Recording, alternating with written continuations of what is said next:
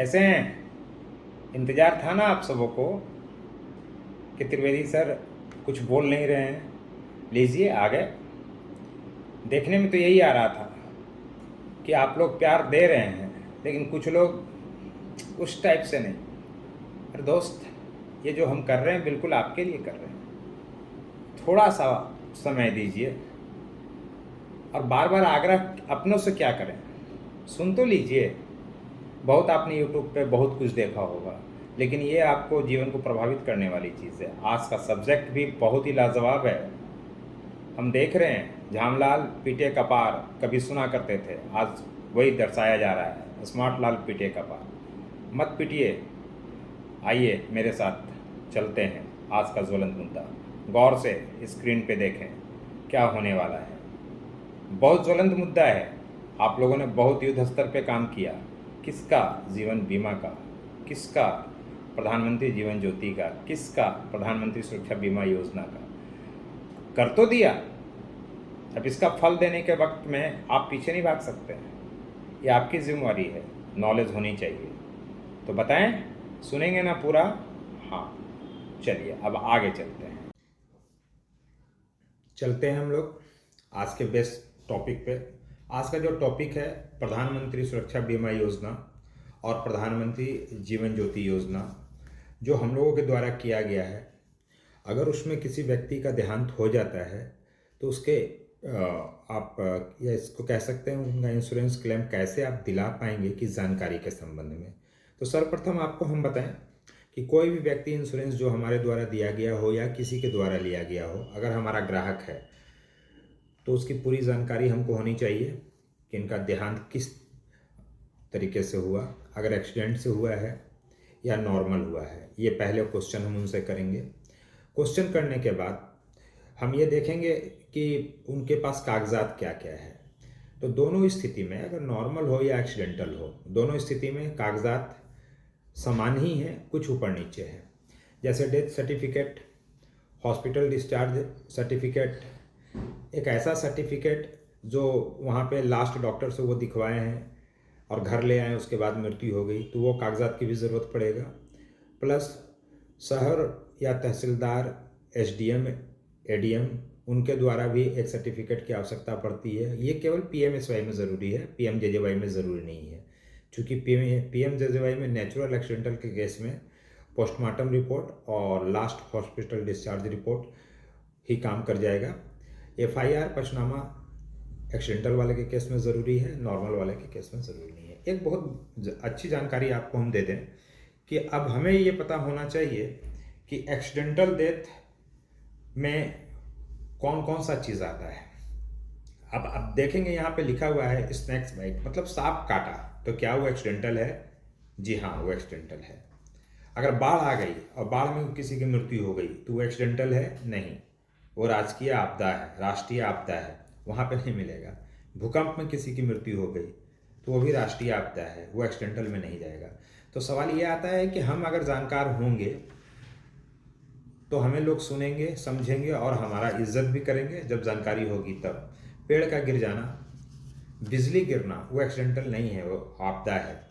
तो जो आपदा के केस में आता है तो वो आपदा है। लेकिन जहाँ पे इस तरह का है तो वहाँ पे आपको एक ज़रूरी रखना होगा हॉस्पिटल रिकॉर्ड। जब आप एडमिट हुए हों, आपका ग्राहक एडमिट हुआ हो, तो उसका पूरा विवरण आप ग्राहक को बता दीजिए।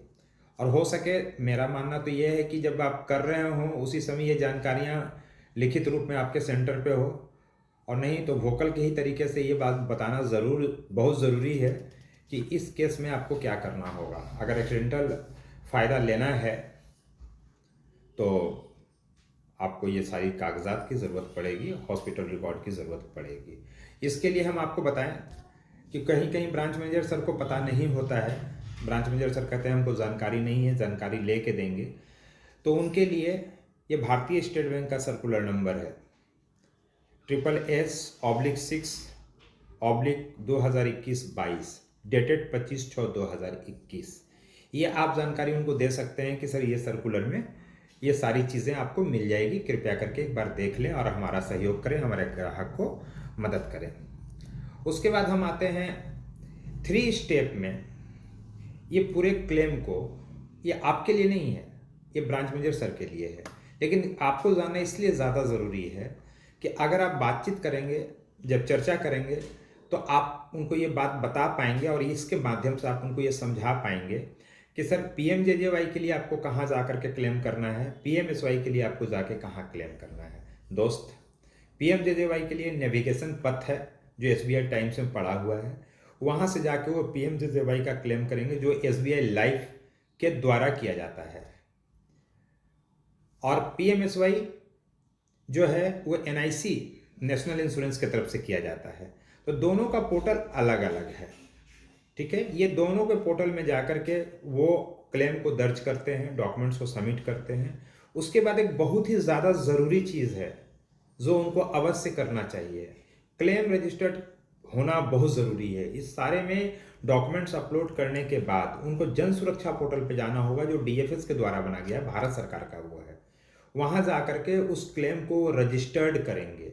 जब रजिस्टर्ड कर देंगे उसके उपरांत आप नीचे देख रहे होंगे लाल अक्षर में हमने लिखा है important hard copy of the claim documents to be submitted to insurer i.e. SBI life and NIC. मतलब कि अगर प्रधानमंत्री जीवन ज्योति बीमा योजना का क्लेमर है तो उसके सारे कागजात एसबीआई लाइफ ऑफिस के एड्रेस पे जाएगा। पीएमएसवाई का क्लेम है तो वो एनआईसी के ऑफिस पे जाएगा। आप समझ गए पूरी मेरी बात। तो यहाँ पे मुख्य बातें यही होती है कि कागजात हमको लेना क्या है और ब्रांच मैनेजर सर से करवाना कहाँ पे है। कुछ ब्रांच मैनेजर को पता नहीं होता है, बहुत सारे ब्रांच मैनेजर हमारे बहुत ही एजुकेटेड हैं, वो बताते हैं, गाइड करते हैं। और हम जो बोल पा रहे हैं ये स्टेट बैंक का ही देन है, मुझे किसी सर ने समझाया है तभी मैं आपको समझा पा रहा हूँ। तो देखिए स्टेट बैंक हमारे लिए एक बिल्कुल साहस का काम करती है, हमको बताती है। अब हम यहाँ देखते हैं कि ये सारे कुछ ब्रांच मैनेजर सर के लिए, आपके लिए बिल्कुल ही ये नहीं है। यहाँ पे आपको कुछ नहीं करना है। सारे आप देख रहे होंगे, पढ़ते जाइए, आपको समझ में आ जाएगा। एक्शन टू ब्रांच लिखा हुआ है, इससे हम आगे बढ़ते हैं। उसके बाद क्लेम मॉडल इन सीबीएस, ये पाथ है सर, है ना, ये पाथ है। इस पाथ से वो कैसे आगे बढ़ेंगे ये आप उनको बता सकते हैं, बट अधिकार के साथ दिखाने का प्रयास मत करिएगा, ईगो क्लैश करेगा। तो आप उनको बोलिएगा कि सर ऐसा ऐसा जानकारी मेरे पास आया है, अगर ये सही है तो इससे आप आगे बढ़ सकते हैं, क्लेम मॉडल इन सीबीएस, ठीक है। उसके बाद यहाँ पे आप देखेंगे कि पीएमजेजेवाई के लिए स्पेशल एक वेबसाइट है जहाँ पे क्लेम आप कर सकते हैं, क्लेम डॉक्यूमेंट्स आप कर सकते हैं, जानकारी ले सकते हैं। तो उसके लिए pmjjy@sbilife.co.in लिखा हुआ है, इसका उपयोग आप कर सकते हैं। उसके बाद नीचे पाथ भी दिया हुआ है एसबीआई टाइम से भी, है ना। आप देखिए परिवर्तन लिंक का पाथ दिया हुआ है, पीएमजेजेवाई का दिया हुआ है। ये सारे हमारे काम का नहीं है, लेकिन ये सारा काम आप शेयर कर सकते हैं, जानकारी के लिए आप रख सकते हैं। पीएमएसवाई के लिए भी बिल्कुल एनआईसी पोर्टल उनका लॉगिन दिया हुआ है, आप देख रहे हैं। उसके बाद आप नीचे देखेंगे कि claim document submitted to insurer without returning Jan Suraksha portal will be summarily rejected by insurer, the claim will the refer back to the branch. गौर करिएगा मित्र, ये एक ऐसा सब्जेक्ट वो है, मतलब सारा कुछ करने के बाद कहाँ उनके पोर्टल पर डालने के बाद इसको सबमिट करना कहाँ पे है, कहाँ पे करना है, आप जन सुरक्षा पोर्टल पर रजिस्टर्ड करना है। अगर ऐसा नहीं किए और हार्ड कॉपी भेज दिए तो ये क्लेम वापस ब्रांच को आ जाएगा रिजेक्ट होकर के, फिर से ये प्रयास करना पड़ेगा और ये घूमता फिरता रहेगा।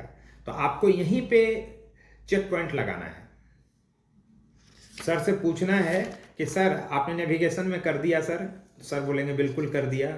सर आप परिवर्तन में कर दिया, हाँ कर दिया। सर एनआईसी पोर्टल पे क्लेम हो गया, पीएमएसवाई के लिए एनआईसी, है ना, परिवर्तन किसके लिए, पीएमजेजेवाई के लिए। तो आइए दोनों बात कर देने के बाद ये सारे कागजात को वहाँ पे अपलोड करना है और हार्ड कॉपी को भेजना है इस एड्रेस पे। किस एड्रेस पे, PMJJY cell group operation department SBI life insurance company limited, ये देख रहे हैं, इस पे भेजना है। लेकिन भेजने के बाद भी जन सुरक्षा पोर्टल डीएफएस वाला जो पोर्टल है ना, वहाँ पे जाकर उसको रजिस्टर्ड करना है। ये क्लेम्स बहुत जल्द मिलेगा दोस्त, बहुत जल्द मिलेगा। और शायद इसके बाद आपका कोई डाउट नहीं रहा होगा। बेसिक जानकारी आपको प्राप्त हो चुकी है। और आप सबसे मेरा एक छोटा सा निवेदन है, जब शुरुआत करते हो ना तो पूरा सुना करिए, पूरा सुना करिए। जब पूरा आप सुन लेंगे तो आपका कॉन्सेप्ट क्लियर हो जाएगा। इतना आराम से हम बोल रहे हैं कि आपको समझ में आ जाए। जो इंग्लिश समझ पाते हैं वो इसको पढ़ लेंगे, जो हिंदी समझ पाते हैं वो हमारी भाषा से समझ लेंगे, और जो बंगला जानते हो, उड़िया जानते हो, पूरा हिंदुस्तान सेव ही सेव है। तो सारे सेव सदस्य को मेरा एक छोटा सा अनुरोध है, टाइम दीजिए, फालतू कुछ चीज़ों पे कम जाइए, जो जानकारी दी जा रही है उसको पूरा ग्रहण कीजिए। 1 बार, 2 बार, 3 बार, 4 बार, 5 बार सुनिए और अपने CSPs को सुनाइए। साथ में सब्सक्राइब करिए कि और नई जानकारी आपको मिल सकती है, और लाइक करिए। बाकी क्या क्या होता है वो सब आप हमसे ज़्यादा समझदार हैं।